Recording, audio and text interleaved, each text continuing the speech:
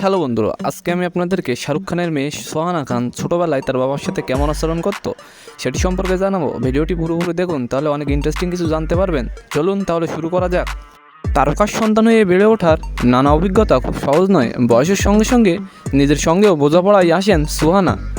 একদিন উপলব্ধি করেন শাহরুখ খান শুধু তারকা নন, সবার আগে তার বাবা। 22 মে জীবনে 23টি বছর পার করলেন শাহরুখ কন্যা সোহানা খান। তার জন্মদিনের আমেজে খুশিতে ভাসছে বালিপাড়া।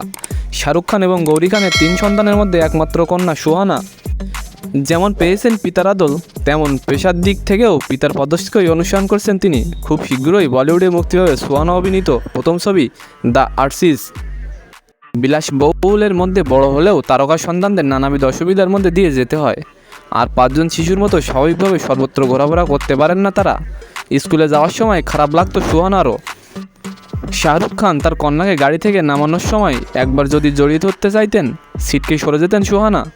কারণ সবাই দেখছে, সবার মাথার মধ্যে ঘুরছে ওই যে শাহরুখ খান এসেছেন মেয়েকে স্কুলে পৌঁছে দিতে। সোহানার দাবি ছিল কখনোই কেউ বলতে পারবে না সোহানার বাবা এসেছে।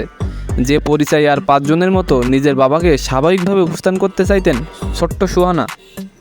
তবে খুব বেশি দিন সময় লাগে না পরিস্থিতির সঙ্গে খাপ খাওয়াতে। এক সাক্ষাৎকারে শাহরুখ কন্যা বলেন, খুব তাড়াতাড়ি বুঝে গিয়েছিলাম যে কিছু ব্যাপার আমাদের ক্ষেত্রে আলাদা। আগে কখনো ভাবিনি আমার বাবা কতটা বিখ্যাত মানুষ। যখন আমার 5 বছর বয়স, বাবা স্কুলে আমাকে ছাড়তে আসতো। আমি চাইতাম সবাই তাকে সোহানার বাবা বলে চিনুক, যেটা কখনোই হতো না। সবাই হাঁ করে তাকিয়ে থাকতো বাবা এলেই। নামানোর সময় বাবা জড়িয়ে ধরতে গেলেই আমি ঠেলে দিতাম তাকে, গাড়িটাই থাকতে বলতাম। অহেতুক লোকের কৌতূহল বাড়ানো আমার ভালো লাগতো না। তারকার সন্তান হয়ে বেড়ে ওঠার নানা অভিজ্ঞতা ভাগ করে নিয়েছিলেন সোহানা। সোহানা জানান, বড় হওয়ার সঙ্গে সঙ্গে নিজের সঙ্গেও বোঝাপড়ায় আসেন তিনি। শেষে সোহানাই একদিন উপলব্ধি করেন।